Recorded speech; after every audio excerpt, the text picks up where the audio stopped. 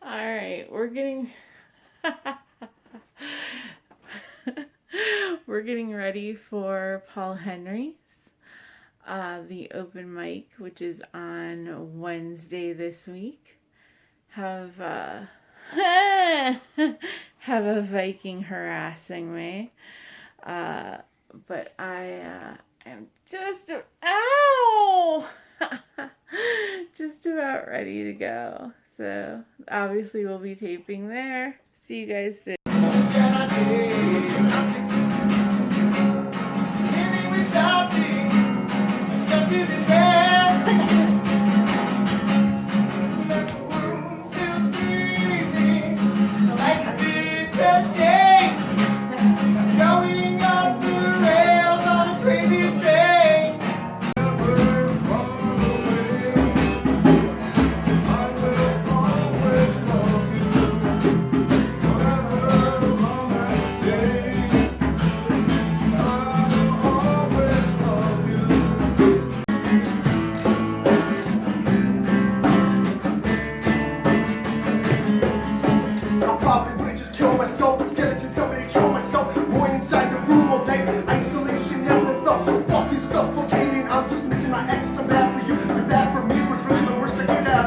I can kill myself, but that's to be expected. Typical one. You either love me or I'ma learn to hate you. I don't mean to suffocate you. I don't mean to suffocate you. Don't worry, I'll resuscitate you. Fuck! I'm going up the rails on a crazy train.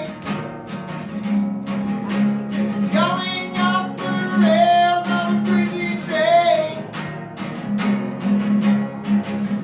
I know that things are going wrong for me.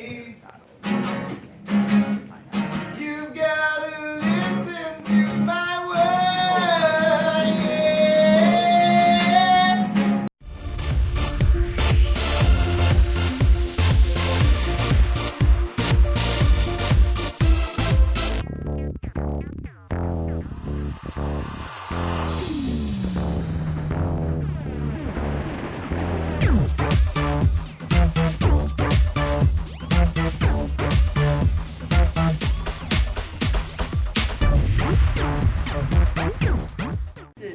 I wanted Elliott Smith's raw realizations and guttural gulps of reality as he strummed a guitar or splatters of Poe's ink on paper, marking both brilliance and insanity. All else aside, finding the good doctor was my destiny.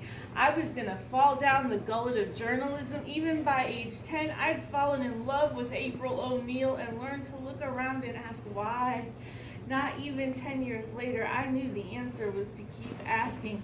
Fingers on a keyboard, hand grasping a pen or dark bottle, my fate was sealed. Woo! Woo!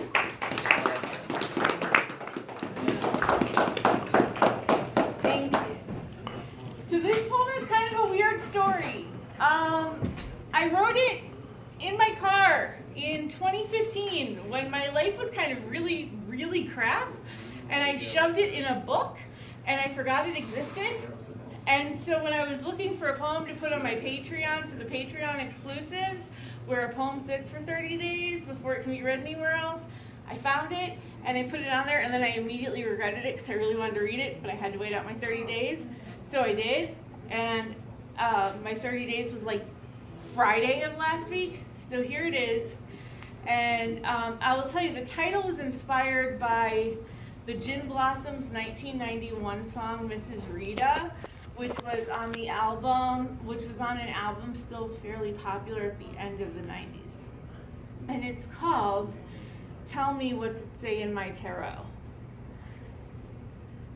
The night calls still summer air through the open window of her sedan, late night, dark sky, her hand lazily out the window, cigarette dangling from her fingers, cheap rings but manicured nails, old country song playing in the background from a decade and a half ago when life was a different type of hard.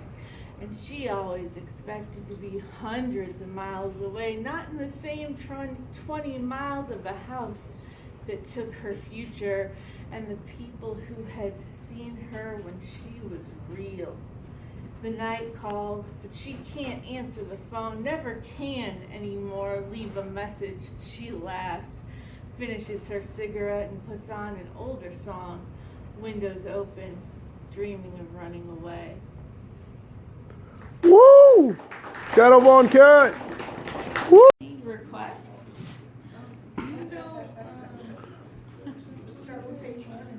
What about the one about the bear? The one about the bear? Okay.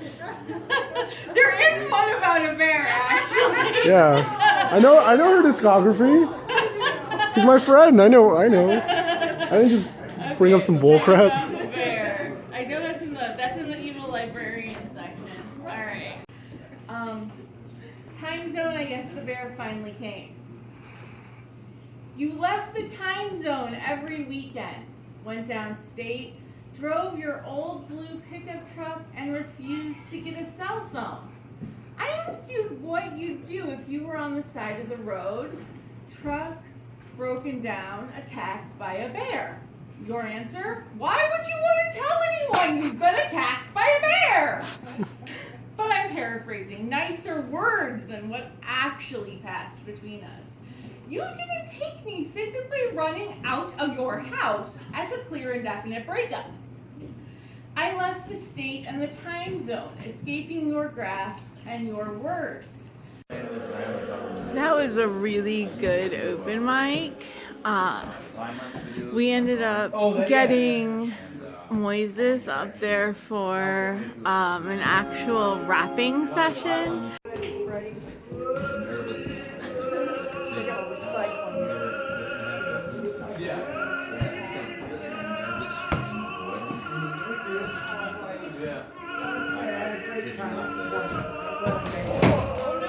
Are you okay?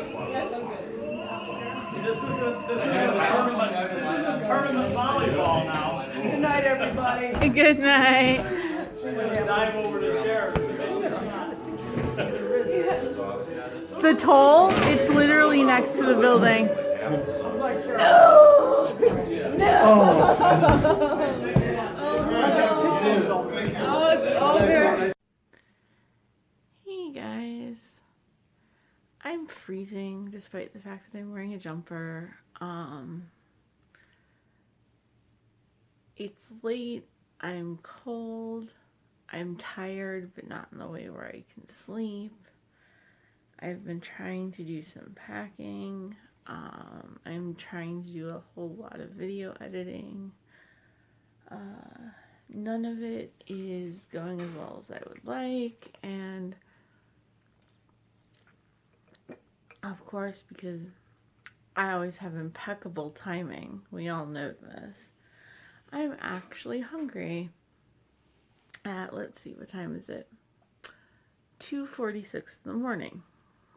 So, I mean, I could go downstairs and cook something, but it's 2:46 in the morning and that would be ridiculous, so anyway, I'm gonna wrap up today. I will say this, open mic was amazing.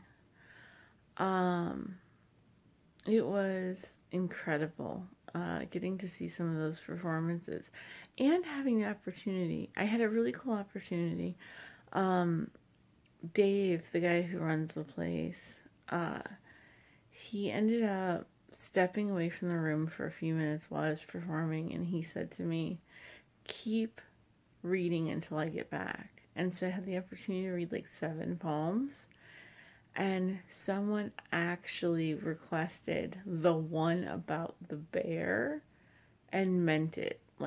They knew that there was one about a bear and they actually wanted to hear it. And that was one of the coolest moments for me.